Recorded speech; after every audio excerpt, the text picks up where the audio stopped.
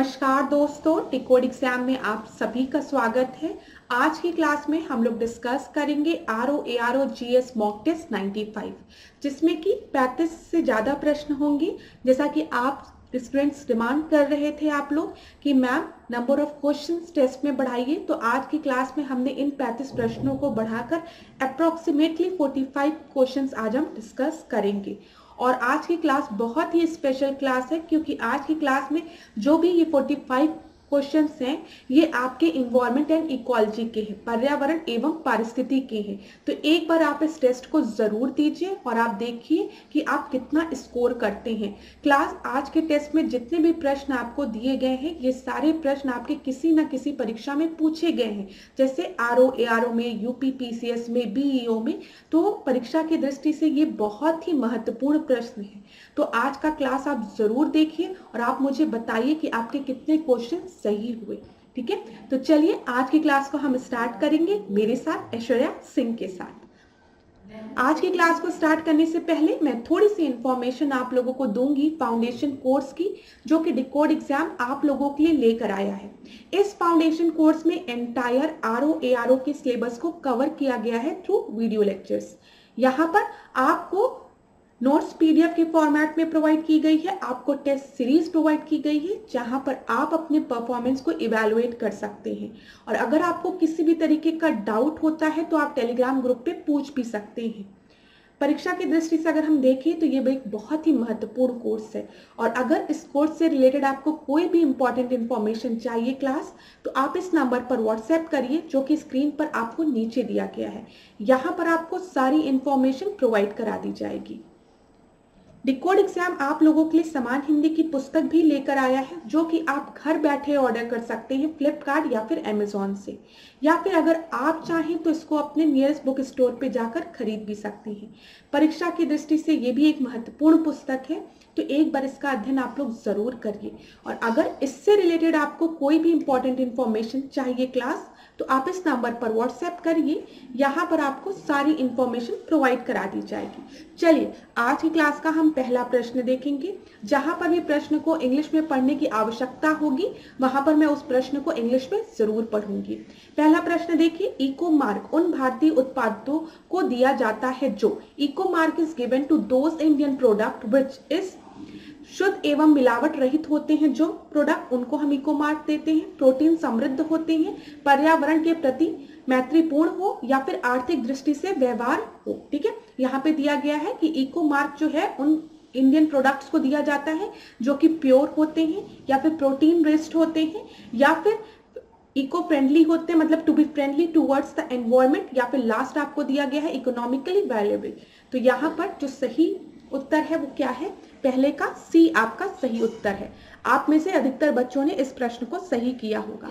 अब देखिए क्लास, जब मैंने इन्वायरमेंट इकोलॉजी वाली क्लास ली थी तो मैंने वहां पर भी आपको बताया था कि ये परीक्षा में पूछा गया प्रश्न है कि इको मार्क क्या इंडिकेट करता है। अगर किसी भी प्रोडक्ट पे ये इको मार्क बना है, ये घड़ा इस तरीके का बना है, तो वो ये इंडिकेट करता है ये जो प्रोडक्ट है वो आपका इको फ्रेंडली प्रोडक्ट है। यहाँ पर हमें क्या क्या चीजें परीक्षा की दृष्टि से और याद रखनी है वो भी नोट करते हुए चलिए। जैसे यहाँ पर सर्टिफाइंग एजेंसी कौन सी है। अब हो सकता है कि आपकी परीक्षा में इस प्रश्न को स्टेटमेंट के फॉर्म में दे दे कि इको मार्क जो है वो इको फ्रेंडली प्रोडक्ट्स को दिया जाता है, पहला स्टेटमेंट। दूसरा स्टेटमेंट कि ये यहाँ पर जो सर्टिफाइंग एजेंसी है वो आपका ब्यूरो ऑफ इंडियन स्टैंडर्ड है। ठीक है, तो याद रखिएगा, हाँ ये बिल्कुल सही है। यहाँ पर एक घड़े की फोटो होती है, ये भी एकदम सही है। ठीक है, ये कब से इफेक्टिव है? 1991 से इफेक्टिव है। ठीक है, और यहाँ पर इसका लीगल स्टेटस क्या है? एडवाइजरी है। तो इतने पॉइंट्स आपको अपने दिमाग में रखने हैं इको मार्क से रिलेटेड। अगर इको मार्क्स से रिलेटेड कोई भी प्रश्न पेपर में बनेगा तो आप उसको इजीली सॉल्व कर पाएंगे। अगला प्रश्न अब देखेंगे। दूसरा प्रश्न देखिए, वर्ष 1962 में प्रकाशित पुस्तक साइलेंट स्प्रिंग, जिससे विश्व के पर्यावरणीय आंदोलन को गति मिली, के लेखक कौन है? तो यहाँ पर साइलेंट स्प्रिंग के ऑथर कौन है पूछा गया है। अब यहाँ पर क्लास आप याद रखिएगा कि ये पब्लिश कब हुई थी? 1962 में, क्योंकि मैंने बताया है आज के जो भी प्रश्न हम डिस्कस कर रहे हैं ये आपके पीसीएस में या फिर बीईओ में या फिर आरओ में पूछे गए हैं। तो यहाँ पर आप ईयर जरूर याद रखिएगा 1962। अब इसको पब्लिश किसने किया है? यहाँ पर देखिए सबसे पहले आपको दिया है कैरोलिन मर्चेंट, फिर कार्ल मार्क्स दिया है, रेचल कार्सन दिया है और राजगोपालन दिया है। और इस प्रश्न का जो सही उत्तर है वो है रेचल कार्सन। तो सेकंड का सी आपका सही उत्तर है। यहाँ पर देख लीजिए, साइलेंट स्प्रिंग कुछ इस तरीके की बुक है जो कि किसके द्वारा लिखी गई है, रेचल कार्सन द्वारा। पिक्चर मैंने इसलिए दिखाया है क्योंकि जब आप किसी भी चीज को पिक्चर के फॉर्म में देखते हैं, फोटो के फॉर्म में देखते हैं, तो ज्यादा दिन तक आपके दिमाग में वो चीज रहती है। तो रेचल कार्सन के बारे में याद रखिएगा। इस बुक का जो सब्जेक्ट है, इसमें इन्होंने पेस्टिसाइड इकोलॉजी और इन्वायरमेंटलिज्म के बारे में डिस्कस किया है। चलिए अगला प्रश्न हम देखेंगे, तीसरा प्रश्न, हरित विकास ग्रीन डेवलपमेंट के लेखक कौन है। ठीक है, तो यहाँ पर सबसे पहला ऑप्शन आपको दिया गया है एम.जे. ब्रिट्सा, फिर उसके बाद दिया गया है एम. निकोलसन, फिर आपको दिया गया आर.एच. विटेकर और लास्ट में आपको दिया गया है W.M. एडम। और जो लास्ट ऑप्शन है W.M. Adam, William M Adam, ये इसके लेखक हैं। ठीक है, ऑथर हैं हरित विकास या फिर ग्रीन डेवलपमेंट। याद रखिएगा क्लास, ये कुछ ऐसे प्रश्न हैं जो कि परीक्षा में आपके रिपीट हो सकते हैं। चौथे प्रश्न को अब हम देखते हैं, प्राकृतिक कृषि का अन्वेषक है। ठीक है, the inventor of natural agriculture is. तो यहाँ पर पहला नाम जो आपको दिया गया है वो दिया है मसानोबु फुकुओका। ठीक है, दूसरा आपको दिया गया है एम.एस. रांधवा, फिर आपको दिया गया एम.एस. स्वामीनाथन और लास्ट में आपको दिया गया है नॉर्मन बोरलॉग। तो क्लास यहाँ पे नेचुरल एग्रीकल्चर की बात की गई है। तो नेचुरल एग्रीकल्चर के जो इन्वेंटर हैं वो हैं आपके मसानोबु फुकुओका। ठीक है, मसानोबु फुकुओका, ए आपका सही उत्तर है। अभी हम इनके बारे में और चीजें डिस्कस कर लेते हैं। देखिए, नेचुरल फार्मिंग की अगर हम बात करें या नेचुरल एग्रीकल्चर की बात करें, जैसा कि यहाँ पे बोला गया है, तो आप याद रखेंगे इसको फुकुओका मेथड भी कहा जाता है या फिर इसको डू नथिंग फार्मिंग भी कहा जाता है। मैं इस चीज को क्यों डिस्कस कर रही हूं, क्योंकि यहाँ पर एक बार आपसे पूछा गया है कि नेचुरल फार्मिंग के इन्वेंटर कौन है या फिर इसके फादर कौन है, तो आपको पता चल गया आज मसानोबु फुकुओका। ठीक है, लेकिन आने वाली परीक्षा में अगर आपसे पूछ लिया कि डू नथिंग फार्मिंग के, ठीक है, कौन है आपके इन्वेंटर, तो भी आप याद रखिएगा वो भी आपकी कौन है, मसानोबु फुकुओका, क्योंकि नेचुरल वे ऑफ फार्मिंग को ही हम डू नथिंग फार्मिंग के नाम से भी जानते हैं। ठीक है, ये एक जापानीज फार्मर है और इन्होंने इस टर्म का सबसे पहली बार यूज अपनी पुस्तक में किया था और इनकी पुस्तक का नाम क्या था, वन स्ट्रॉ रिवॉल्यूशन। ये भी चीज आप याद रखिएगा। देखिए क्लास, जो भी पास्ट ईयर्स के पेपर हैं, मैंने आपको ये चीज पहले भी बताई है कि प्रीलिम्स के सिलेबस में कोई भी चेंज नहीं किया गया है। ठीक है, सिलेबस आपका सेम है, तो जो सिलेबस है वहां पे टॉपिक भी सेम है, तो सेम टॉपिक से ही प्रश्न बनेंगे। अब इन्हें अगर चेंज करना होगा क्वेश्चन को, तो हो सकता है वन लाइनर क्वेश्चन को ये 2-3 लाइन में पूछ ले, या फिर जैसे एक बार इन्होंने पूछा कि नेचुरल फार्मिंग के इन्वेंटर कौन है, दूसरी बार ये पूछ ले कि वन स्ट्रॉ रिवॉल्यूशन जो पुस्तक है वो किसके द्वारा लिखी गई है, तो आप क्या बताएंगे, मासानोबु फुकुओका के द्वारा ही ये पुस्तक लिखी गई है। तो जहां पर भी आप नोट्स बना रहे हैं वहां पर लिख लीजिए one straw revolution written by Masanobu Fukuoka. ठीक है, तो आपको याद रहेगा और इसी को हम डू नथिंग फार्मिंग के नाम से भी जानते हैं।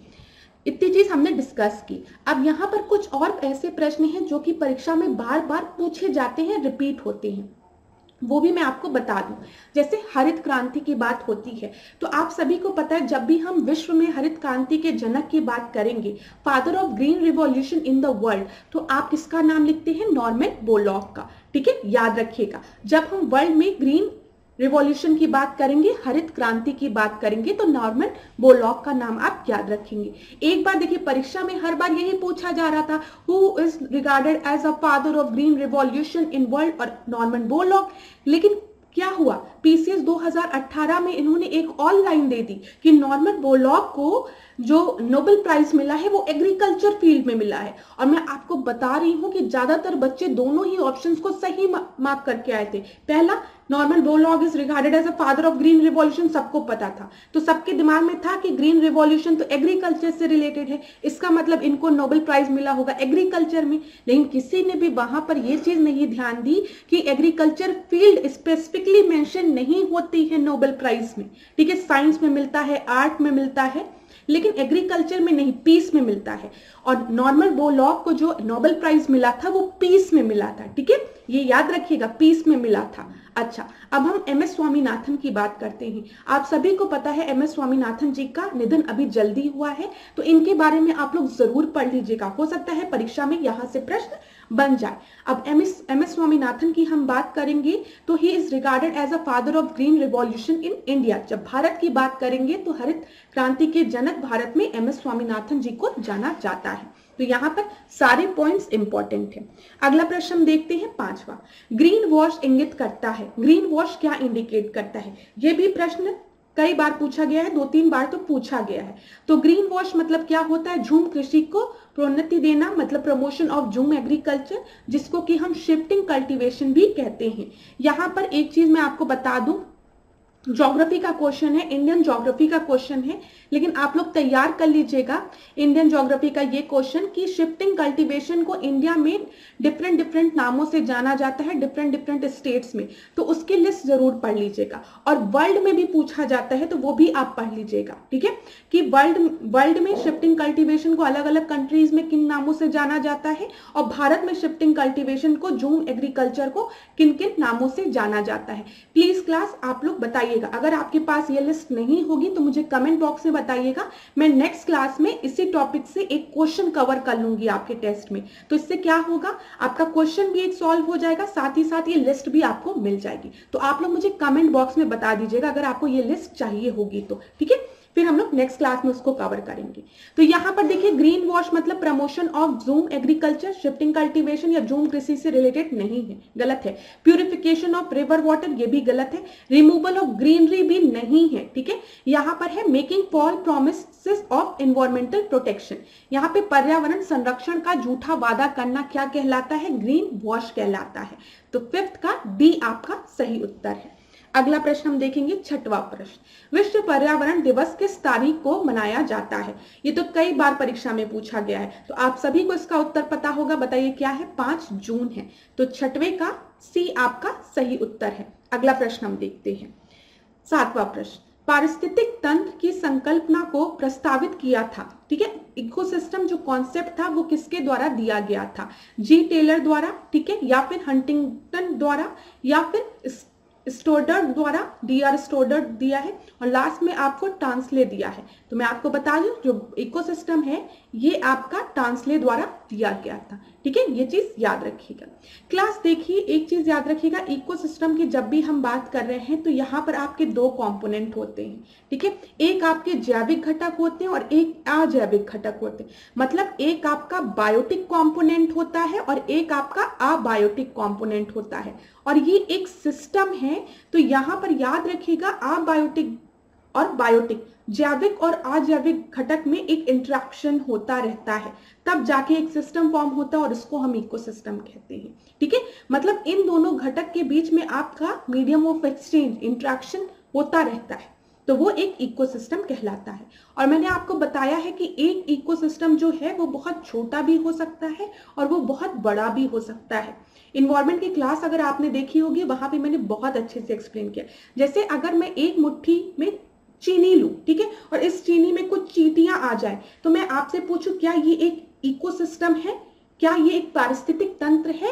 तो आप बोलेंगे हाँ मैम, ये एक मुट्ठी चीनी में और जो चींटियां आ गई हैं ये पूरा एक पारिस्थितिक तंत्र है। मैं आपसे कहूँ एक्सप्लेन करो कैसे, तो आप मुझे बोलेंगे कि मैम यहाँ पर जो चीनी है वो आपका अजैविक घटक है, वो एक अबायोटिक कंपोनेंट है, और यहाँ पर जो चींटियां हैं इस चीनी को खा रही हैं वो आपके जैविक घटक है, क्योंकि वो जीवित हैं। तो अजैविक और जैविक घटक में जब भी इंटरेक्शन होगा या कुछ चीजें एक्सचेंज होंगी तो वहां पर एक इकोसिस्टम फॉर्म हो जाएगा, एक पारिस्थितिक तंत्र फॉर्म हो जाएगा। फिर मैं आपसे पूछूं क्या हमारा अर्थ एक इकोसिस्टम है, तो आप कहेंगे हाँ मैम ये एक इकोसिस्टम है। मैं आपसे कहूं क्या तालाब एक इकोसिस्टम है, तो आप कहेंगे है, ठीक है। पेड़ क्या एक इकोसिस्टम है? हाँ है। तो समझ में आया, ये छोटे से छोटा हो सकता है, बड़े से बड़ा हो सकता है। बस 2 चीजों को आपको याद रखना है, जैविक घटक और अजैविक घटक के बीच में एक कंटिन्यूअस इंटरेक्शन होना चाहिए, ठीक है। यहां पर मैंने आपको एक्सप्लेन कर दिया। चलिए 8वें प्रश्न को अब हम देखते हैं, निम्न में से कौन पारिस्थितिक तंत्र के विषय में सही नहीं है?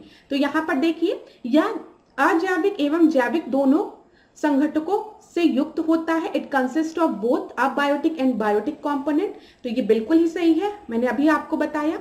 ठीक है, इसकी अपनी स्वयं की उत्पादकता होती, it has its own productivity, ये भी सही है क्लास। ठीक है, या एक बंद तंत्र है, ये आपका गलत है, अभी मैं बताऊंगी क्यों गलत है। ठीक है, ये आपका गलत है। फिर यहां देखिए, या एक प्राकृतिक संसाधन तंत्र है, it is a natural source resource system, ये भी आपका सही है। तो यहां पर नॉट करेक्ट पूछा था, कौन सा सही नहीं है, तो इस वजह से आपका सही उत्तर क्या हो जाएगा, सी आपका सही उत्तर हो जाएगा। थोड़ा लिखने में दिक्कत हो रही है तो आप लोगों को मैंने आंसर में बता दे रही हूं, थोड़ा सा इसको चेंज कर लेते हैं, हाईलाइटर ले लेते हैं। ठीक है, यहां पर देखिए सी आपका सही उत्तर है।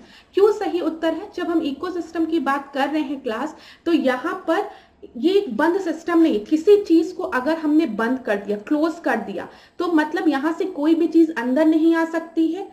देखो, किसी भी चीज को हमने क्लोज किया, इसका मतलब क्या है, कोई भी चीज बाहर से अंदर नहीं आ सकती और अंदर से बाहर नहीं आ सकती है। लेकिन जब हम इकोसिस्टम की बात करते हैं तो आपको पता है यहां पर एनर्जी पिरामिड होती है, फूड चेन होती है, जो कि आपका क्या, यहाँ पर एक्सचेंज ऑफ हीट होता रहता है, हीट जो है वो आपकी ट्रांसफर होती रहती है, हीट लॉस होती रहती है। ठीक है, यहाँ पे जो आपके लिविंग ऑर्गेनिज्म है वो एनर्जी को कंज्यूम करते हैं। ठीक है, खाना लेते हैं। तो अगर ये क्लोज सिस्टम होता तो यहाँ पे कोई भी चीज अंदर बाहर नहीं आ पाती। तो याद रखिएगा, इकोसिस्टम हमेशा एक ओपन सिस्टम होता है।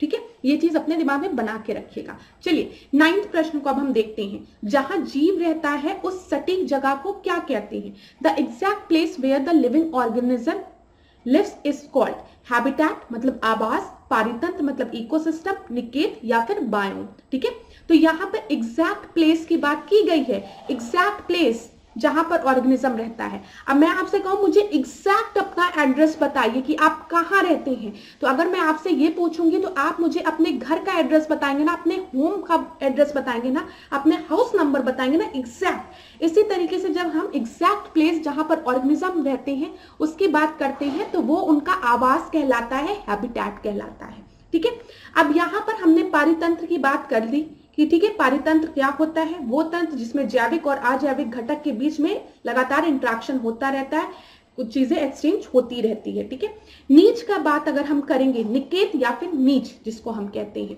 देखिए नीच कॉन्सेप्ट भी समझ लीजिए, परीक्षा की दृष्टि से इंपॉर्टेंट है। ये चीज मैंने आपको कई बार बताई है।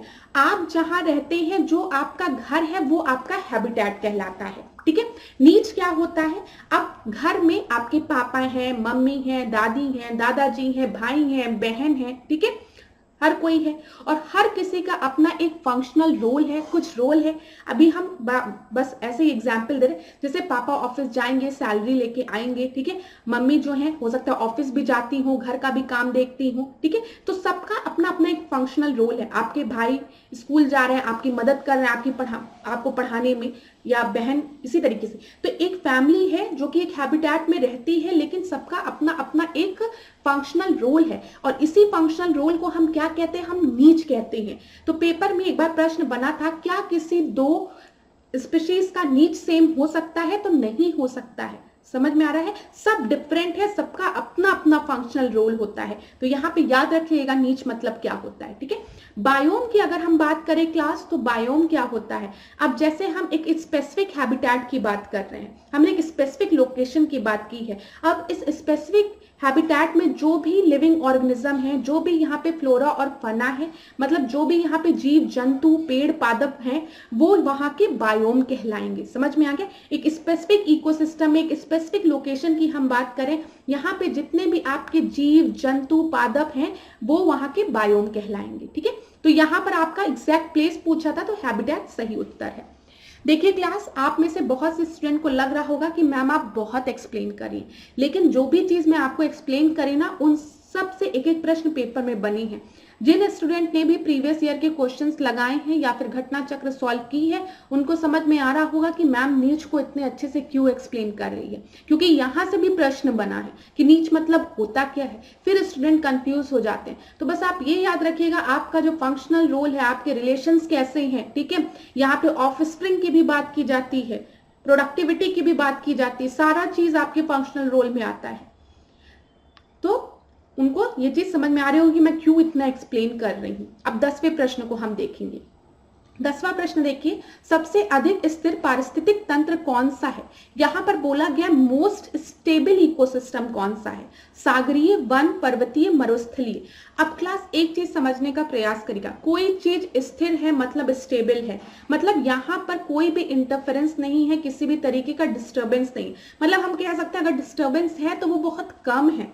आप स्टेबल हैं मतलब आप किसी चीज से डिस्टर्ब नहीं हो रहे हैं। इसी तरीके से इकोसिस्टम स्टेबल है मतलब किसी भी तरीके का डिस्टर्बेंस नहीं है, इंटरफेरेंस नहीं है, हस्तक्षेप नहीं है यहाँ पर। तो यहाँ पर अगर हम देखेंगे तो सबसे कम हस्तक्षेप अभी कहाँ पर है, वो है सागरीय में, ठीक है, महासागर में, ओशियंस में। इसी वजह से ओशियंस को हम मोस्ट स्टेबल इकोसिस्टम कहते हैं। डेजर्ट में लोग घूम आते हैं, ह्यूमन इंटरफेरेंस है यहाँ पर, माउंटेन में भी ह्यूमन इंटरफेरेंस है, फॉरेस्ट में भी ह्यूमन इंटरफेरेंस है। लेकिन अगर हम ओशियंस की बात करेंगे तो अभी सागर बहुत गहरा है, बहुत बड़ा है, तो यहाँ पे जो ह्यूमन इंटरफेरेंस है, डिस्टर्बेंस है, वो बहुत ही कम है। इसी वजह से ये मोस्ट स्टेबल इकोसिस्टम है।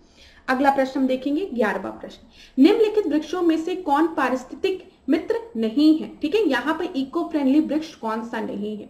तो सबसे पहले आपको बबूल दिया है, फिर यूकेलिप्टस दिया है, फिर नीम दिया है, फिर पीपल दिया है, और यहाँ पर आपका सही उत्तर जो है वो है यूकेलिप्टस। 11वें का बी आपका सही उत्तर है। कहा जाता है यूकेलिप्टस का पेड़ जहां लगता है वहां पर जो ग्राउंड लेवल वाटर होता है, ठीक है, वो बहुत ही नीचे चला जाता है। 12वें प्रश्न को देखते हैं। इसी वजह से ग्राउंड लेवल वाटर के बहुत नीचे जाने की वजह से इसको इको फ्रेंडली नहीं कहा जाता है। 12वां प्रश्न अब हम देखते हैं, स्वच्छ जल समुदाय में लेंटिक आवास का उदाहरण है। अब ये तो मैंने आपसे टेस्ट में डिस्कस भी किया है कि जब भी हम एक्वेटिक इकोसिस्टम की बात करेंगे, जलीय पारितंत्र की बात करेंगे, तो ये दो तरीके का होता है। यहाँ पे एक बार फिर पेन लेते हैं, दो तरीके का होता है, एक लेंटिक होता है और एक लोटिक होता है। और ये चीज मैंने आपको पहले भी बताई है, जो स्टूडेंट लगातार क्लास देख रहे होंगे उनको समझ में आएगा। लोटिक मतलब, मैं याद करने के लिए मैंने आपको बताया था, लोटना, लोटना, लोटना मतलब एक जगह से दूसरी जगह जाना, और लेंटिक मतलब लेट जाना, एक ही जगह लेट जाओ, लेंटिक लेट जाओ मतलब हिलो मत। तो यहां पर क्या पूछा गया है, लेंटिक हैबिटेट कौन सा है? ठीक है, तो लेंटिक हैबिटेट एक्वेटिक मतलब जलीय पारितंत्र का वो हैबिटेट होगा जहां पर पानी जो है वो स्थिर है, मूवमेंट में नहीं है। तो देखिए तालाब की हम बात करें तो तालाब में पानी का मूवमेंट नहीं होता, एक जगह पानी स्थिर होता है। ठीक है, दलदल की बात करें तो यहां पर भी पानी स्थिर होता है, तो ए आपका सही उत्तर है। झरना की बात करेंगे तो यहां पर पानी का मूवमेंट होता है। नदी में भी पानी फ्लो करता है एक जगह से दूसरी जगह, तो ये किसका एग्जाम्पल होगा, लोटिक का, पानी लौट रहा है। ठीक है, तालाब की बात करें तो ठीक है, तालाब में पानी एक जगह आपका ठहरा है, ठहराव है, लेंटिक है तालाब, लेकिन जो नदी है वो लोटिक का एग्जाम्पल है। तो यहां पर आपका सही उत्तर क्या हो जाएगा बताइए, ए आपका सही उत्तर हो जाएगा। अगला प्रश्न हम देखेंगे, 13वां प्रश्न, दो भिन्न समुदायों के बीच का संक्रमण क्षेत्र कहलाता है। The transition zone between the two different communities is called. यहां पर देखते हैं कि इसको क्या कहते हैं, इसको हम इकोटोन कहते हैं। ठीक है, यहां पर डी आपका सही उत्तर है क्लास। इस वाले पेन में कोई दिक्कत आ रही है तो फिर मैं हाइलाइटर का ही प्रयोग करूंगी, पता नहीं क्या दिक्कत आ रही है उसमें। तो यहाँ पर डी आपका सही उत्तर है, इकोटोन। अब इसको समझिएगा, यहाँ पर देखिए, यहाँ पर आपको जमीन दिख रही है, ठीक है, जमीन दिख रही है ना, और इधर आपको दिख रहा है पानी। ठीक है, तो यहाँ पर एक ट्रांजिशन जोन होता है। ट्रांजिशन जोन मतलब जहां पर धीमे धीमे जमीन आपकी खत्म हो रही है और पानी आपका स्टार्ट हो रहा है, एक्वेटिक इकोसिस्टम स्टार्ट हो रहा है। देखिए एक कोई भी इकोसिस्टम आपका खत्म नहीं हो जाता कि एक जगह से पहाड़ स्टार्ट हुए तो बस फिर यहाँ से जमीन, फिर यहाँ से रेगिस्तान, नहीं, धीमे धीमे जो बायोडाइवर्सिटी है वो आपकी डिक्लाइन करेगी या चेंज होगी, कुछ भी होगी, या फिर रिच होगी, तो एक ट्रांजिशन जोन होता है। इसी ट्रांजिशन जोन को हम क्या कहते हैं, इकोटोन कहते हैं। ये चीज याद रखिएगा। ठीक है, तो यहाँ पर आपको जमीन दिख रही है, जमीन धीमे धीमे धीमे धीमे खत्म हो रही है और यहाँ से पानी स्टार्ट हो रहा है, तो इसी को हम क्या कहते हैं, ट्रांजिशनल जोन कहते हैं, और इसी ट्रांजिशनल जोन को हम इकोटोन कहते हैं, याद रखिएगा। और एक चीज अपने दिमाग में बना के एकदम रख लीजिए कि इकोटोन वो एरिया होता है जहां पे जो बायोडाइवर्सिटी होती है ना वो बहुत ही ज्यादा होती है। ठीक है, यहाँ पर जो जैव विविधता होती है वो बहुत ही ज्यादा होती है। क्यों बहुत ज्यादा होती है इसको भी समझ लो। मैंने कहा एक पारितंत्र से दूसरे पारितंत्र के बीच जब हम मूव करते हैं तो बीच का जो जोन होता है जहां पे दोनों पारितंत्र के कैरेक्टर आपको मिलते हैं, ठीक है, विशेषताएं आपको मिलती हैं, इसी को हम क्या कहते हैं, इकोटोन कहते हैं, ठीक है, इसी को हम ट्रांजिशन जोन को हम इकोटोन कहते हैं। अब बताओ यहाँ पर दोनों की विशेषताएं, दोनों इकोसिस्टम के दोनों पारितंत्र की विशेषताएं आपको मिल रही है, तो मतलब ये जो जोन है यहाँ पर आपके दोनों पारितंत्र के जो जीव जंतु है वो यहाँ पर रहेंगे, ठीक है, दोनों। अब जो पानी वाला जानवर है वो भी यहाँ पर रहेगा, जो जमीन वाला जानवर है वो भी यहाँ पर रहेगा। तो यहाँ पर जो भी जीव जंतु होते हैं उनकी वो बहुत ही मतलब उनकी अगर हम कहेंगे नंबर्स या फिर हम कहेंगे बायोडाइवर्सिटी, जैव विविधता बहुत ही ज्यादा होती है। ये चीज याद रखिएगा जो भी ट्रांजिशन जोन होता है। चीजें समझ में आ रही होगी। यहाँ पर तो हमने लैंड और वाटर को लेके समझा, आप ग्रासलैंड और फॉरेस्ट को लेके भी समझ सकते हैं, ठीक है।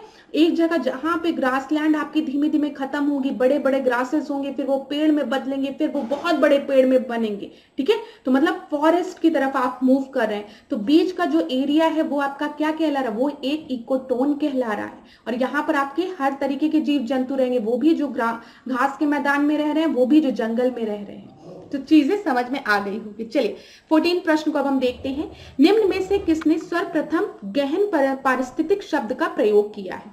तो यहाँ पर डीप इकोलॉजी टर्म का यूज किसके द्वारा किया गया है?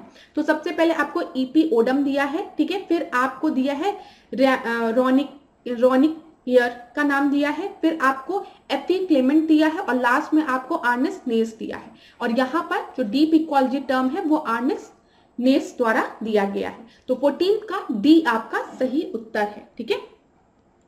चलिए 15 प्रश्न को अब हम देखते हैं। मोनोक्लाइमेक्स एकल चरम सिद्धांत का प्रतिपादन किसके द्वारा किया गया था? तो मोनोक्लाइमेक्स थ्योरी जो है वो किसके द्वारा दी गई थी? एफई क्लेमेंट द्वारा, सीसी पार्क द्वारा, डीबी अगर द्वारा, या फिर एसजे वुल्ट द्वारा? तो यहाँ पर आपका जो सही उत्तर है वो है एफई क्लेमेंट द्वारा। 15 का ए आपका सही उत्तर है। ये यूपी ARO प्रीलिम्स 2021 में पूछा गया प्रश्न है। अब देखिए क्लास, यहाँ पर मोनोक्लाइमेक्स थ्योरी के बारे में पूछ लिया कि इसको किसके द्वारा दिया गया है? एफई क्लेमेंट द्वारा दिया गया है, ठीक है। अब यहाँ पर एक पॉलीक्लाइमेक्स थ्योरी भी होती है, ये अपने दिमाग में बना लीजिए। और ये जो थ्योरी थी उसको किसने प्रपोज किया था? ट्रांसले ने प्रपोज किया था। अब मैंने आपको ये चीज इसलिए बताई है कि 2021 में ये पूछ लिया गया कि मोनोक्लाइमेक्स थ्योरी किसके द्वारा दी गई है? क्लेमेंट द्वारा दी गई। हो सकता है एग्जामिनर पूछ ले कि पॉलीक्लाइमेक्स थ्योरी किसके द्वारा दी गई है, तो आप याद रखेंगे ये ट्रांसले द्वारा दी गई है, और इसको सपोर्ट किसने किया था? डोबेनमायर ने किया था। इनका भी नाम आप याद रखिएगा। तो जहां पर भी आप पढ़ रहे हैं इसको भी लिख लीजिए। अब क्लास यहाँ पर आपको पता होना चाहिए एक चीज और, कि मोनोक्लाइमेक्स थ्योरी और पॉलीक्लाइमेक्स थ्योरी होती क्या है। देखिए मैंने आपको एक चीज पढ़ाया था टेस्ट में, जो इसके पहले वाले टेस्ट थे, और इन्वायरमेंट इकोलॉजी की क्लास में इकोलॉजिकल सक्सेशन के बारे में, ठीक है। तो यहाँ पर इकोलॉजिकल सक्सेशन क्या होता है मैंने आपको बताया था, जैसे कि एक ऐसा मैदान है जहां पर कुछ भी नहीं है, खाली पत्थर है, ठीक है, फिर पत्थर है और कुछ भी नहीं है, कोई भी जीव जंतु नहीं है। लेकिन जैसे जैसे समय आगे बढ़ेगा ये पत्थर आपके घिसेंगे, यहाँ पर सॉइल बनेगी, ठीक है। हो सकता है कहीं से वाटर आ जाए। अब जब सॉइल और वाटर होंगे तो हो सकता है कहीं से कुछ न्यूट्रिएंट आके यहाँ पे छोटे छोटे पेड़ निकलना शुरू हो जाए, ठीक है, ग्रासेस निकले, हर्ब्स निकले, फिर समय के साथ ये आपके बड़े बड़े प्लांट्स में बदले, और फिर और समय बीते तो ये और बड़े प्लांट में बदले, ठीक है। और एक ऐसा समय आएगा जब यहाँ पर पूरा एक डेवलप्ड फॉरेस्ट क्रिएट हो जाएगा, मतलब एकदम क्लाइमेक्स कम्युनिटी आ जाएगी, एकदम अच्छा खासा जंगल यहाँ पर आ जाएगा। तो ये समय के साथ जो एक प्रोग्रेसिव चेंज हो रहा है स्पीशीज के कंपोजिशन में, वहां पर जो जीव जंतु आपके रह रहे हैं उनके में जो कंपोजिशन में जो चेंज हो रहा है समय के साथ, उसी को हम क्या कहते हैं? इकोलॉजिकल सक्सेशन कहते हैं। अब मोनोक्लाइमेक्स थ्योरी में क्या बोला गया था? इकोलॉजिकल सक्सेशन के लिए खाली एक फैक्टर है, ठीक है, मोनोक्लाइमेक्स, खाली एक चीज रिस्पॉन्सिबल है। वो क्या है? क्लाइमेट रिस्पॉन्सिबल है। याद रखिएगा, क्लाइमेटिक कंडीशन रिस्पॉन्सिबल है, ठीक है, इकोलॉजिकल सक्सेशन के लिए। ये मोनोक्लाइमेक्स थ्योरी में बोला गया था।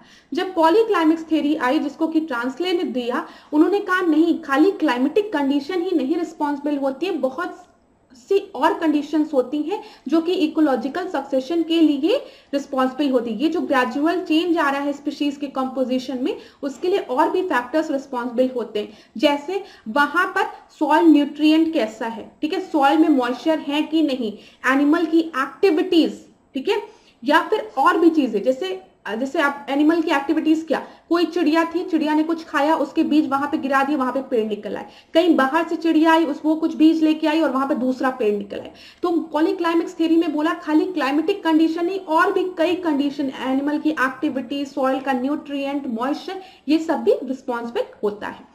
समझ में आ गया होगा। चलिए 16 प्रश्नों को अब हम देते हैं। अगर कोई भी टॉपिक आपको नहीं समझ में आ रहा है तो आप मुझे कमेंट बॉक्स में बेझिझक बताइएगा, ठीक है। और अगर आपको क्लास अच्छी लगी हो तो ये भी मुझे जरूर बताइएगा। चलिए 16 प्रश्न को अब हम देखते हैं। पारिस्थितिक निश्चय की संकल्पना को प्रतिपादन किया था। अभी देखिए हमने इकोलॉजिकल नीच के बारे में पढ़ा, ठीक है। इकोलॉजिकल नीच के बारे में मैंने आपको बताया, ये एक फंक्शनल रोल होता है किसी भी स्पीशीज का। अब यहाँ पर प्रश्न बना है कि ये किसके द्वारा प्रोपाउंडेड था, तो यहाँ पर आपका जो सही उत्तर है वो है ग्रिनल। ग्रिनल ने इस कॉन्सेप्ट को दिया था। 16 का ए आपका सही उत्तर है। अगला प्रश्न हम देखेंगे 17 प्रश्न। ये यूपीआरओ एआरओ मेंस 2014 में पूछा गया है। जैव विविधता को परिभाषित किया जाता है, बायोडाइवर्सिटी की बात की गई है। अब क्लास एक चीज याद रखिएगा, जब भी बायो टर्म आए ना तो यहाँ पर मतलब हम जीव की बात करें, कोई भी ऐसी चीज जिसमें कि जीवन है, ठीक है। जीव मतलब जो जीवित है, जिसमें जीवन है, जो लिविंग है, ठीक है। तो यहाँ पर देखिए किसी पर्यावरण में विभिन्न प्रजातियों की श्रेणी, range of different species in an environment. दूसरा है किसी पर्यावरण में रोजाना और मौसमी परिवर्तन, ठीक है। फिर तीसरा है आपको एक प्रजाति की दूसरी प्रजाति से भिन्नता, या फिर भौतिक घटकों का किसी पर्यावरण पर प्रभाव। तो यहाँ पर देखिए जब भी हम बायोडाइवर्सिटी की बात करते हैं ना तो हम जैव विविधता की बात कर रहे हैं, मतलब कितने अलग अलग प्रकार के आपके जीव जंतु पादप हैं उसकी बात हम करें। जिस भी चीज के अंदर जीवन है वो सब आपके जैव विविधता में आता है, ठीक है। बायो की बात है, लाइफ की बात है यहाँ पर, ठीक है। तो यहाँ पर range of different species in an environment इसका सही उत्तर होगा। किसी पर्यावरण में विभिन्न प्रजातियों की श्रेणी की बात हम करते हैं, तो 17 का ए आपका सही उत्तर होगा। 18 प्रश्न अब हम देखते हैं। जैव विविधता मापने के गणितीय सूचकांकों में कौन सा एक स्थानीय स्तर पर किसी समुदाय, आवासीय क्षेत्र में माध्यम प्रजाति विविधता का दर्शाता है, ठीक है। यहाँ पर देखिए which one of the mathematical indices sorry class, फिर मैं रिपीट करूंगी। Which one of the mathematical indices measuring biodiversity reflects the mean species diversity in a community habitat area at a local level. Last class में मैंने आपको ये चीज discuss भी की थी कि जब भी हम बायोडाइवर्सिटी की बात करते हैं यहाँ पे हम अल्फा, बीटा और गामा की बात करते हैं, ठीक है। अल्फा मतलब क्या, एक स्पेसिफिक इकोसिस्टम में, एक स्पेसिफिक लोकेशन में, ठीक है। एक लोकल लेवल की हम बात करें, एक स्पेसिफिक लोकेशन की बात करें, एक लोकल लेवल की हम बात कर रहे हैं, ठीक है।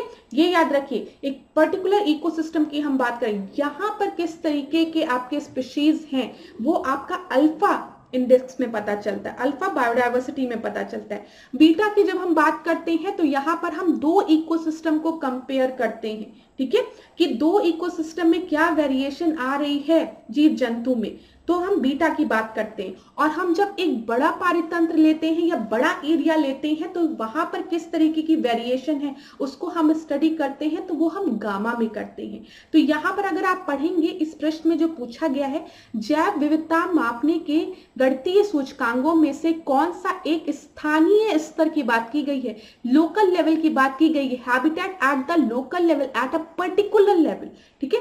तो यहाँ पर आपका सही उत्तर क्या हो जाएगा, अल्फा, ठीक है। 18 का ए आपका सही उत्तर है, ठीक है। देखिए क्लास यहाँ पर हो गया। जब हम बात करते हैं बीटा की तो यहाँ पर हम कंपैरिजन करते हैं दो डिफरेंट इकोसिस्टम के बीच में, और जब हम गामा की बात करते हैं तो यहाँ पर हम ओवरऑल डाइवर्सिटी की बात करते हैं फॉर अ डिफरेंट इकोसिस्टम। मतलब यहाँ पर जो हम एरिया कवर कर रहे हैं, रीजन कवर कर रहे हैं, वो एक बड़ा रीजन कवर कर रहे हैं, ठीक है। 19 प्रश्न को अब हम देखते हैं। निम्नलिखित में से किसने सर्वप्रथम बायोडाइवर्सिटी शब्द का प्रयोग किया था? तो यहाँ पर बायोडाइवर्सिटी शब्द का, जैव विविधता शब्द का सबसे पहली बार प्रयोग किसने किया था? C.F. बैरो ने, डी खस्त्री ने, ठीक है, कास्त्री ने, वॉल्टर जी रोजन ने, या फिर D.R. बेटिस ने। तो यहाँ पर आपका सही उत्तर क्या है? सी है, ठीक है। 19 का सी आपका सही उत्तर है। 20वें प्रश्न को हम देखते हैं, सर्वाधिक जैव विविधता कहाँ पाई जाती है? सबसे ज्यादा बायोडायवर्सिटी कहाँ पाई जाती है? उष्णकटिबंधीय वर्षा वनों में, ठीक है, शीतोष्ण कटिबंधीय वनों में, शंकुधारी वनों में, या फिर उत्तर ध्रुवीय वनों में? तो आप याद रखेंगे जो बायोडायवर्सिटी है वो सबसे ज्यादा ट्रॉपिकल रेन फॉरेस्ट में पाई जाती है। 20वें का ए आपका सही उत्तर है, 20 का ए, ठीक है, ये चीज याद रखिएगा। अब क्लास यहां पर आप देखिए, जब भी हम इक्वेटर से, ये आपका ट्रॉपिकल रीजन है, ठीक है, उष्णकटिबंधीय रीजन है, यहां पर देख लीजिए ट्रॉपिकल रेन फॉरेस्ट वाला एरिया है, तो बायोडायवर्सिटी यहां पर क्या होगी? मैक्सिमम होगी, यार ये चीज याद रखिएगा। और जब हम यहां से पोल की तरफ मूव करेंगे, ठीक है, नॉर्थ पोल की तरफ या फिर साउथ पोल की तरफ, हम किसी भी पोल की तरफ मूव करेंगे तो जो जैव विविधता है, जो बायोडायवर्सिटी है, वो आपकी घटेगी और पोल पे आपकी बायोडायवर्सिटी जो है वो सबसे कम रहेगी। तो मैक्सिमम कहाँ रहेगी? इक्वेटोरियल रीजन पे, ठीक है, ये चीज याद रखिएगा, उष्णकटिबंधीय वर्षा वनों में। यहाँ पे ट्रॉपिकल फॉरेस्ट आपके इक्वेटोरियल रीजन में पाए जाते हैं। चलिए 21वां प्रश्न हम देखते हैं, वर्ल्ड वाइल्ड लाइफ फंड का प्रतीक कौन जानवर है? ठीक है, WWF की बात की गई है, तो यहाँ पर आपको एक सुंदर सा फिगर दिख रहा होगा, ये किसका है? जाइंट पांडा का, ठीक है। तो यहाँ पर आपका जो सही उत्तर है क्लास वो क्या है? थोड़ा सा दिक्कत हो रही है आज थोड़ा सा मार्कर में, तो यहाँ पर बी आपका सही उत्तर है। अगला प्रश्न हम देखेंगे 22वां प्रश्न, वन जीव दिवस कब मनाया जाता है? वर्ल्ड वाइल्ड लाइफ डे कब मनाया जाता है? तो यहाँ पर आपको इस फिगर में दिख गया होगा, उत्तर क्या है बताइए? 3 मार्च को आपका वन जीव दिवस मनाया जाता है। तो यहाँ पर 22वें का ए आपका सही उत्तर है। अगला प्रश्न हम देखेंगे, राजीव गांधी नेशनल पार्क कहां पर स्थित है? नेशनल पार्क से रिलेटेड प्रश्न पेपर में कई बार पूछे जाते हैं, तो जितने भी नेशनल पार्क हैं, बायोडायवर्सिटी हॉटस्पॉट है, सब रट डालिएगा, ठीक है। सारे नेशनल पार्क तो नहीं रटे जा सकते, लेकिन बायोडायवर्सिटी हॉटस्पॉट तो रटे जा सकते हैं, उसको जरूर रट लीजिएगा। और अगर उसकी भी लिस्ट आपके पास नहीं है तो मुझे बता दीजिएगा, मैं आपको दे दूंगी, ठीक है। राजीव गांधी नेशनल पार्क कहां पर है? आंध्र प्रदेश में है, राजस्थान में है, या फिर कर्नाटक में है? तो 23 का डी आपका सही उत्तर है, ये कर्नाटक में है। अगला प्रश्न हम देखेंगे 24वां, बेतला पार्क कहां पर स्थित है? उत्तर प्रदेश में, बिहार में, मध्य प्रदेश में, या फिर उड़ीसा में? तो जो बेतला पार्क है वो अब आपका झारखंड में है, ठीक है। यहाँ पे इसको कर लीजिएगा, बिहार, यहाँ पे झारखंड लिख लीजिए, ठीक है, यहाँ पे इस चीज को कर लीजिएगा। 25वां प्रश्न हम देखते हैं, एशियाटिक लॉयंस का निवास कहां पर है? गिर वन में, कान्हा में, कॉर्बेट पार्क में, या फिर दुधवा में? तो एशियाटिक लॉयंस जो है वो गिर वन में पाए जाते हैं, गिर फॉरेस्ट में पाए जाते हैं। और गिर फॉरेस्ट आपका कहां पर है बताइए? ये गुजरात में है। तो 25 का ए आपका सही उत्तर है। अगला प्रश्न हम देखेंगे 26वां, निम्नलिखित अभ्यारण्यों में कौन उल्लेखित संरक्षित प्रजातियों से सुमेलित नहीं है? ठीक है, तो देखिए यहाँ पे जिम कॉर्बेट नेशनल पार्क, जो कि आप सभी को पता है उत्तराखंड में है, यहाँ पर आपका क्या मिलता है? टाइगर मिलता है, बाघ मिलता है, एकदम सही। और जिम कॉर्बेट नेशनल पार्क जो है वो फर्स्ट नेशनल पार्क था, ये भी आपको पता होगा, ठीक है। हेलिन नेशनल पार्क के नाम से भी इसे जाना जाता था, ठीक है। घाना नेशनल पार्क की बात करेंगे तो यहाँ पर शेर आपको नहीं मिलता है, ठीक है, यहाँ पे बर्ड के स्पीशीज मिलते हैं लेकिन शेर नहीं। काजीरंगा में गैंडा मिलता है, ठीक है। पेरियार में हाथी, ये तीनों आपके सही हैं, बी आपका करेक्टली मैच नहीं है, ये चीज याद रखिएगा। 27 प्रश्न को हम देखते हैं, डाचिंगगाम राष्ट्रीय उद्यान निम्नलिखित में से किससे संबंधित है? कस्तूरी मृग से, गोल्डन ओरियोल से, ठीक है, येलो थ्रोटेड मार्टिन से, या फिर हांगुल कश्मीर स्टैग से? तो यहाँ पे याद रखिएगा जो डाचिंगम राष्ट्रीय उद्यान है ये आपका कश्मीर में है, और ये आपका, अगर आपको ये पता होता तो आप पक्का डी आंसर मार्क करके आते, लेकिन आपको ये पता होना चाहिए था कि डाचिंगम जो नेशनल पार्क है वो कहाँ पर लोकेटेड है। और यहाँ पर आपका हांगुल या फिर कश्मीरी स्टैग, मतलब ये दोनों नाम सेम ही है, आपके यहाँ पे मिलते हैं, ठीक है, याद रखिएगा। 28 प्रश्न को हम देखते हैं, दुधवा राष्ट्रीय उद्यान उत्तर प्रदेश के निम्नलिखित में से किस जनपद में स्थित है? तो यहाँ पर आपका सही उत्तर क्या होगा बताइए जल्दी से, बिना टाइम लगाए। पीलीभीत होगा, बहराइच होगा, सीतापुर होगा, या फिर लखीमपुर खीरी होगा? और मुझे पता है आप में से ज्यादातर बच्चों ने उत्तर दे दिया होगा लखीमपुर खीरी। तो ऐसे प्रश्नों में समय बर्बाद करना गलत कहलाएगा, ठीक है, सीधे उत्तर। 29 प्रश्न को देखते हैं, निम्नलिखित में से कौन सही सुमेलित नहीं है? एक तरफ आपको राष्ट्रीय उद्यान दिया है, दूसरी तरफ आपको राज्य दिया है, ठीक है। बांदीपुर कहां पर है? कर्नाटक में है, सही है। राजाजी राजाजी उत्तराखंड में है, ये भी सही है। सिंपली पाल जो है वो उड़ीसा में है, ये भी सही है। लेकिन पिन वैली जो है वो आपका जम्मू कश्मीर में नहीं है। अब आप मुझे कमेंट बॉक्स में बताइए, क्योंकि आज मैंने अभी तक आपको कोई भी होमवर्क नहीं दिया है, तो ये पहला होमवर्क है कि आप मुझे बताइए कि पिन वैली राष्ट्रीय उद्यान कहां पर लोकेटेड है। ठीक है, मुझे उत्तर बताइए कमेंट बॉक्स में। चलिए 30 प्रश्न को हम देखते हैं। सलीम अली राष्ट्रीय उद्यान स्थित है महाराष्ट्र में, जम्मू कश्मीर में, मध्य प्रदेश में या फिर आंध्र प्रदेश में? अभी तक आप में से ज्यादातर स्टूडेंट्स ने आंसर दे दिया होगा। सलीम अली जो राष्ट्रीय उद्यान है वो है जम्मू कश्मीर में सिचुएटेड। ठीक है, 30 का बी आपका सही उत्तर होगा। 31 प्रश्न को देखते हैं।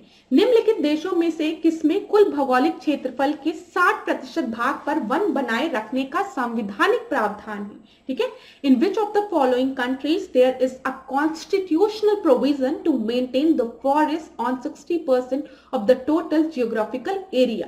पहला ऑप्शन आपको दिया गया है मालदीव, दूसरा भूटान, नहीं दूसरा नेपाल, तीसरा भूटान और आखिरी आपको दिया गया है अफगानिस्तान। और 31 का जो सही उत्तर है वो क्या है? भूटान। ठीक है, 31 का सी आपका सही उत्तर है। चलिए 32 देखते हैं। येलोस्टोन नेशनल पार्क स्थित है। येलोस्टोन नेशनल पार्क कहां पर लोकेटेड है? कनाडा में, कोलंबिया में, केनिया में या फिर यूनाइटेड स्टेट में? और इस प्रश्न का सही उत्तर क्या है? डी है, 32 का डी। क्लास देखिए, यहां पर मुझे कुछ एक्सप्लेन नहीं करना है, इसीलिए मैं आपको डायरेक्ट आंसर बता रही हूं। ठीक है, अगर कुछ एक्सप्लेन करना होता तो मैं जरूर एक्सप्लेन करती। तो यहाँ पर समय बर्बाद करने से कोई भी फायदा नहीं है, जल्दी जल्दी आप देखते चलिए। यहाँ पर आज की क्लास में जितने भी प्रश्न कवर किए गए हैं वो आपके PYQs है, प्रीवियस ईयर के क्वेश्चन हैं। ये चीज दिमाग में बना के रखिएगा। ठीक है, तो सारे ही प्रश्न बहुत इंपॉर्टेंट है। एक भी प्रश्न मेरा खुद के द्वारा बनाया गया नहीं, परीक्षा में पूछे गए प्रश्न है ये सब। जो और टेस्ट होते हैं उसमें हम लोग अपने द्वारा बनाए गए प्रश्नों को पूछते हैं, लेकिन आज के टेस्ट में आपके पूछे गए प्रश्न हैं, आपके एग्जाम में पूछे गए। चलिए 33 प्रश्न देखते हैं। रेड डेटा बुक अथवा रेड लिस्ट संबंधित है, रेड लिस्ट से संबंधित संगठन है। ठीक है, ऑर्गेनाइजेशन है। The organisation related to the red data book और रेड लिस्ट, तो यहाँ पर UTES दिया गया है, IUCN दिया गया है, IBWC दिया गया और WWF दिया गया है। तो यहाँ पर IUCN द्वारा आपका रेड डेटा बुक आपकी रिलीज की जाती है। ठीक है, 34 प्रश्न को देखते हैं। रेड डेटा बुक में कौन सी सूचना है? लाल पुष्प वाले पौधों की, लाल रंग वाली मछलियों की, लाल रंग के कीड़ों की या फिर लुप्त प्राय पौधे व पशुओं की? तो यहाँ पर ये प्रश्न भी परीक्षा में पूछा गया है। तो अगर आप में से किसी को लग रहा होगा ये कैसा फालतू का प्रश्न है, तो ये परीक्षा में पूछा गया प्रश्न है। तो रेड डेटा बुक जो है वो IUCN आपका पब्लिश करता है और यहाँ पर आपकी लिस्ट प्रोवाइडेड रहती है इंडेंजर्ड प्लांट एंड एनिमल्स की। ठीक है, यहाँ पे पौधे और पशुओं की लिस्ट आपको दी रहती है, जिसमें आप देखते हैं एक्सटेंड स्पीशीज दिए होते हैं, फिर उसके बाद आपके क्रिटिकली डेंजर्ड, इंडेंजर्ड, फिर उसके बाद इंडेंजर्ड, फिर वनरेबल स्पीशीज। तो जो जितने खतरे में रहते हैं, कुछ ऐसे स्पीशीज रहते हैं जो अब आपको दिखाई नहीं देते हैं, उनको एक्सटेंड स्पीशीज के नाम उसमें रखा जाता है।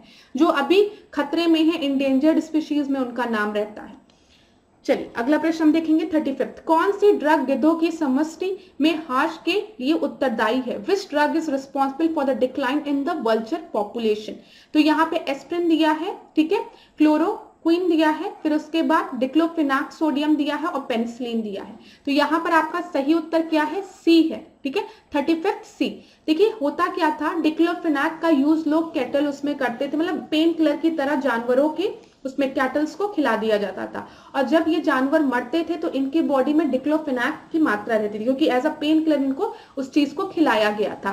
तो जब ये मरते थे तो इनके बॉडी में भी डिक्लोफेनाक प्रेजेंट रहता था। और जब गिद्ध, आपको पता है ये जो मृत जानवर रहते हैं उनके शरीर, जो भी मृत चीजें होती हैं उनको खाते हैं, वो उनका फूड होता है। तो जब जो वल्चर्स हुआ करते थे, जो गिद्ध हुआ करती थी, उनके मांस को खाते थे तो उनके बॉडी में भी डिक्लोफेनाक चला जाता था। और ये डिक्लोफेनाक जो होता है वो एज अ पॉइजन की तरह काम करता है वल्चर्स के लिए। मतलब पॉइजन, मतलब ये मैं कहना चाह रही हूँ कि इसको खाने की वजह से इनकी मृत्यु बहुत जल्दी होती है। ठीक है, तो यहाँ पर इसी वजह से इनकी जो पॉपुलेशन थी वो बहुत तेजी से डिक्लाइन कर रही थी, ये याद रखिएगा। 36 देखते हैं। रामसर सम्मेलन संरक्षण से संबंधित था। रामसर कन्वेंशन में हम किस चीज को सेव करने की बात करते हैं, जैव ईंधन को, वनों को, नम भूमि को या फिर सूक्ष्म भूमि को। और यहाँ पर आप सभी को पता है रामसर कन्वेंशन में हम वेटलैंड्स की बात करते हैं। 36 का सी आपका सही उत्तर है। 37 देखते हैं कि वेटलैंड डे कब मनाया जाता है, वेटलैंड दिवस कब मनाया जाता है। 2 फरवरी को, 2 अप्रैल को, 2 मार्च को, 2 मई को। तो यहाँ पर आप सभी को पता होगा इसका उत्तर क्या है, 2 फरवरी को हम वेटलैंड डे मनाते हैं। ठीक है, याद रखिएगा। अब क्लास यहाँ पर कुछ इंपॉर्टेंट चीजें हम देख लेते हैं, जैसे जम्मू कश्मीर में कौन सा वेटलैंड है। वोकेरा वेटलैंड कहाँ है, जम्मू कश्मीर में है। ठीक है, सुरिनिसर मानसर जो है, मानसर जो सुरिनिसर मानसर जो आपका झील है ये कहाँ है, ये भी जम्मू कश्मीर में है। बुलर झील कहाँ है, जम्मू कश्मीर में है। ठीक है, स्योकार वेटलैंड कहाँ पर है, ये भी आपका लद्दाख में है। ये सब पूछा गया। और सो मोरिरी, ये तो पेपर में पूछा गया है, इस तरीके से इंग्लिश में लिखा रहता है, सो मेरेरी। ठीक है, तो ये याद रखिएगा, ये कहां पर है, ये लद्दाख में है। ये सभी बहुत इंपॉर्टेंट है। उत्तर प्रदेश में अगर हम बात करें तो नवाबगंज, पार्वती, समन, समसपुर, संडी, ठीक है, सरसई, सुर और ऊपरी गंगा। क्लास प्लीज उत्तर प्रदेश का जब भी प्रश्न बनेगा तो ये इंपॉर्टेंट है। ठीक है, तो इसको आप लोग एक बार जरूर पढ़ लीजिएगा। बहुत ही इंपॉर्टेंट चीज मैं आपको बता रही हूँ। और इनकी एग्जैक्ट लोकेशन ये किस डिस्ट्रिक्ट में है इसको भी तैयार कर लीजिएगा। राजस्थान की बात करेंगे तो केवलादेव और सांभर। ठीक है, इसी तरीके से मध्य प्रदेश की बात करेंगे तो भोज आर्द्र भूमि। पश्चिम बंगाल की बात करेंगे तो पूर्वी कोलकाता और सुंदरबन आर्द्र भूमि। चलिए अगला प्रश्न देखेंगे। देखिए ये आपका यूपी आरओ एआरओ मेंस 2021 में पूछा गया प्रश्न है। पार्वती अरग्गा रामसर स्थल के संदर्भ में निम्नलिखित में से कौन से कथन आपके सही हैं? यह उत्तर प्रदेश के गोंडा जिले में स्थित है। हाँ बिल्कुल सही है, इसीलिए मैंने आपको बोला है उत्तर प्रदेश के जो भी रामसर साइट है उसको जरूर आप लोग देख लीजिएगा कि वो किस डिस्ट्रिक्ट में है। परीक्षा में पूरी संभावना है यहाँ से प्रश्न बनेंगे। देखिए क्लास एज अ टीचर मैं आपको बस ये बता सकती हूँ कौन कौन से संभावित प्रश्न है। ठीक है, यही मैं आपको बता सकती। पेपर मैं नहीं बनाती हूँ, ये बहुत बड़ा फैक्ट है। लेकिन हाँ हम चीजों को स्टडी करते हैं, हम देखते हैं कि किस एरिया से मैक्सिमम प्रश्न आपके पूछे गए हैं, हम उसी एरिया को इंपॉर्टेंट बताते हैं। ऐसा तो है नहीं कि आज मैं सोई मुझे सपने में आ गया कि नहीं ये इस टॉपिक से प्रश्न बन रहा है और अपने स्टूडेंट्स को बता दो, ऐसा कुछ नहीं होता है। हम भी पास्ट ईयर्स के पेपर को स्टडी करते हैं, एनालाइज करते हैं, ठीक है, मेंस और प्रीलिम्स दोनों की, और देखते हैं कौन से टॉपिक आपके इंपॉर्टेंट है, कहाँ से मैक्सिमम प्रश्न बन रहे हैं। तो हम भी आपको वही बताते हैं कि यहाँ से प्रश्न बनने की संभावना है। ठीक है, एक प्रॉपर स्टडी करने के बाद। तो देख लीजिए जो भी आपके रामसर साइट है उसको एक बार जरूर पढ़िएगा यूपी वाले। ठीक है, one district one product OD OP की जो बात होती है वो भी आप जरूर देखिएगा, किस डिस्ट्रिक्ट का कौन सा प्रोडक्ट आपका फेमस है, क्योंकि यहाँ से प्रश्न बन रहे हैं कई सालों से। ठीक है, तो ये सब चीजें दिमाग में रख के जाइएगा। ये देखिए यह एक पक्षी अभ्यारण्य है, ये भी सही है। तो यहाँ पर आपके दोनों ही स्टेटमेंट सही है। 38 का सी आपका सही उत्तर है। 39 हम देखते हैं, निम्नलिखित गैसों में से कौन सी एक गैस धरती पर जीवन के लिए हानिकारक और लाभदायक दोनों है? तो यहाँ पर बोला गया है कौन सी गैस हार्मफुल भी है और बेनिफिशियल भी है लाइफ में। देखिए क्लास जब भी हम एयर की बात करते हैं आप सभी को पता है एयर एक मिश्रण है, एक मिक्सचर है, जहां पर नाइट्रोजन अप्रोक्सीमेटली 78%, ठीक है, हम ऑक्सीजन की बात करते हैं ऑक्सीजन प्रेजेंट है, कार्बन डाइऑक्साइड प्रेजेंट है। ठीक है, तो कार्बन डाइऑक्साइड हमारे एयर में भी प्रेजेंट है, आपको पता है बहुत कम, लेकिन 0.03 अप्रोक्सीमेटली परसेंटेज है कार्बन डाइऑक्साइड का। लेकिन जब हम ग्रीन हाउस गैसेस की बात करते हैं, जिनके की हर जो आपकी गैसेस हैं ग्रीन हाउस गैसेस, इनकी जब हम बात करते हैं तो आपको पता है इन ग्रीन हाउस गैसेस की वजह से ग्लोबल वार्मिंग हो रही है। जो हमारा अर्थ है उसका टेम्परेचर बहुत तेजी से बढ़ रहा है। ठीक है, और इन ग्रीन हाउस गैसेस में आपकी एक बहुत ही इंपॉर्टेंट गैस है जिसका की नाम क्या है, CO2 है। तो देख लीजिए जो कार्बन डाइऑक्साइड है वो उसका कुछ बेनिफिट्स भी है, लेकिन साथ ही हार्मफुल भी है। अगर ये एक स्पेसिफिक परसेंटेज से ये आपका बढ़ जाए तब ये एक ग्रीन हाउस गैसेस भी है ये। ठीक है, अब आपको पता है CO2 का सबसे बड़ा जो आपके लिए क्यों यूजफुल है, ये फोटोसिंथेसिस की बात जब हम करते हैं, सिंथेसिस की बात जब हम करते हैं, फोटोसिंथेसिस की मतलब हम प्रकाश संश्लेषण की बात करते हैं। तो पेड़ों को प्रकाश संश्लेषण के लिए वो कौन सी गैस कंज्यूम करते हैं, कार्बन डाइऑक्साइड को कंज्यूम करते हैं यहाँ पर, और फिर ऑक्सीजन को छोड़ते हैं और तभी अपने फूड को बनाते हैं ना। तो ये चीज याद रखिएगा। तो यहाँ पर सही उत्तर क्या हो जाएगा, डी आपका सही उत्तर हो जाएगा। 40वें प्रश्न को देखते हैं जो कि आपका मीथेन से रिलेटेड है, CH4 से रिलेटेड। तो निम्नलिखित पर विचार कीजिए, उपयुक्त में से कौन प्रमुख ग्रीन हाउस गैसेस के स्रोत हैं। ग्रीन हाउस गैसेस मीथेन के स्रोत है बोला गया है। तो ये जो प्रश्न है ना, ये कई तरीके से पूछा जाता है। एक बार पेपर में पूछा था कि धान की खेती में मुख्यतः कौन सी गैस निकलती है, तो वहां पे कार्बन डाइऑक्साइड, मीथेन और पता नहीं कौन कौन सी गैसेस थी। तो वहां पर आपका सही उत्तर क्या था, मीथेन था। ठीक है, पालतू पशु जब चढ़ते हैं तो कौन सी गैस निकलती है, मीथेन निकलती है। कोयले के खनन से भी मीथेन गैस निकलती है, और जो वेटलैंड है वहां से भी मीथेन गैस रिलीज होती है। तो यहाँ पर 40वें का आपका डी सही उत्तर है। ये वाला प्रश्न भी बहुत इंपॉर्टेंट है, तो याद रखिएगा मीथेन गैस के सोर्स कौन कौन से हैं। ठीक है, अगला प्रश्न हम देखेंगे 41 प्रश्न। यहाँ पर देखिए, भारतीय संसद द्वारा जैव विविधता अधिनियम पारित किया गया था। तो बोला गया biodiversity act was pass by Indian parliament in May 2000 में, दिसंबर 2002 में, जनवरी 2004 में, अक्टूबर 2008 में। अब मैं आपको सच बताऊं तो मुझे नहीं पता कि कौन सा मंथ था, ठीक है, जिस मंथ में आपका बायोडायवर्सिटी एक्ट पास किया गया। लेकिन मुझे ये पता है कि बायोडायवर्सिटी एक्ट जो है वो 2002 में आया है, और यहाँ पर 2002 खाली बी ऑप्शन में दिया है, इसी वजह से बी आपका सही उत्तर है। मैंने आपको पहले भी बताया है, जब हम बायोडायवर्सिटी एक्ट की बात करते हैं तो यहाँ पर देखिए 2-2 है, तो 2-2 मई को हम कौन सा डे मनाते हैं, 22 मई को हम मनाते हैं बायोडायवर्सिटी डे की तरह। ये भी चीज याद रख सकते हैं। 42वां प्रश्न देखते हैं, टुमारोज बायोडायवर्सिटी पुस्तक की लेखक या लेखिका कौन है। तो यहाँ पर देखिए, author of the book tomorrow's biodiversity, तो यहाँ पर वंदना शिवा दिया है, VK शर्मा दिया है, MS स्वामीनाथन दिया और मेधा पाटकर दिया है। और यहाँ पर आपका जो सही उत्तर है वो क्या है, वंदना शिवा। क्लास ये सारे प्रश्न पेपर में पूछे गए हैं, तो याद रखिएगा। 42 का ए आपका सही उत्तर है। 43 प्रश्न देखिए, ग्रीन हाउस गैसेस की संकल्पना की थी, ठीक है, green house gases were conceptualised by. यहाँ पर पहला ऑप्शन आपको दिया गया C से पार्क, फिर आपको दिया गया JNN जेफर, फिर आपको सी दिया गया जोसेफ फोरियर, और आखिरी में आपको दिया गया L जेबलर। और इस प्रश्न का जो सही उत्तर है वो क्या है, जोसेफ फोरियर द्वारा ग्रीन हाउस गैस का कॉन्सेप्ट दिया गया था। तो यहाँ पर 43 का आपका सी सही उत्तर है, ये याद रखिएगा। 44 प्रश्न देखते हैं, विश्व जैव विविधता दिवस। अभी हमने इसको डिस्कस कर लिया है कि विश्व जैव विविधता दिवस कब मनाया जाता है, 22 मई को मनाया जाता है। 44 का बी आपका सही उत्तर है। ठीक है, अच्छा क्लास, आज हमने 44 प्रश्नों को डिस्कस किया, लेकिन इन्वायरमेंट इकोलॉजी के एक्ट बहुत पूछे जाते हैं, तो बस मैं आपको एक बार क्विकली रिवाइज कराती हूँ। जैसे जैव विविधता अधिनियम, जिसको कि हम वाइल्ड लाइफ प्रोटेक्शन एक्ट कहते हैं, ये कब आया था, याद रखिएगा 1972 में। ठीक है, इसी तरीके से जब हम बात करते हैं 1973 में प्रोजेक्ट टाइगर आया था, याद रखिएगा। ठीक है, प्रोजेक्ट टाइगर यहाँ पर लिख लीजिए अगर लिखना हो तो। ये सारी चीजें रिपीट होती है और हर साल रिपीट होती है, तो इन सबको कभी भी भूलने की गलती मत करिएगा। इन्वायरमेंट प्रोटेक्शन एक्ट की अगर हम बात करेंगे, ठीक है, यहाँ पे पर्यावरण संरक्षण अधिनियम की बात करेंगे तो 1986 याद रखिएगा। जैव विविधता अधिनियम मैंने आपको बता दिया है 2002। ठीक है, एलिफेंट, प्रोजेक्ट एलिफेंट कब आया है, 1992 में। तो ये सारी चीजें एक जगह नोट डाउन कर लीजिए ताकि गलत ना हो। तो thank you so much class, आज के सेशन को हम यहीं पे एंड करेंगे। नेक्स्ट क्लास में हम आपसे मिलेंगे। ठीक है, नेक्स्ट क्लास में हम फिर टेस्ट सीरीज में ही आपसे मिलेंगे, लेकिन आज की जो टेस्ट सीरीज थी इसमें हमने खाली पर्यावरण पारिस्थितिकी के ही प्रश्नों को डिस्कस किया, इन्वायरमेंट इकोलॉजी के ही प्रश्नों को डिस्कस किया।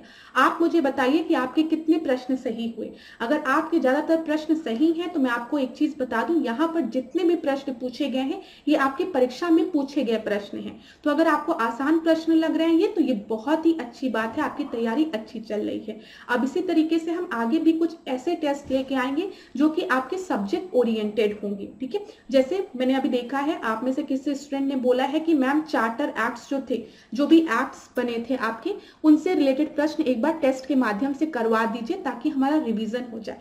अब आने वाले टेस्ट में हम इस टॉपिक को जरूर कवर करेंगे, ये मेरे दिमाग में है। ऐसे ही अगर आपको कोई और भी टॉपिक लगता है जो कि टेस्ट के माध्यम से कवर होना चाहिए तो मुझे कमेंट बॉक्स में बताइएगा। और क्लास अच्छी लगी हो तो क्लास को लाइक करिएगा, चैनल को सब्सक्राइब करिएगा और कमेंट में बताइएगा। तो थैंक यू सो मच, आज के सेशन को यहीं पे एंड करते हैं। इसी तरीके से मेरे साथ ऐश्वर्या सिंह के साथ टिकोड एग्जाम के साथ बने रहिए। आपका दिन मंगलमय हो, खूब पढ़िए, खूब आगे बढ़िए। Thank you so much class.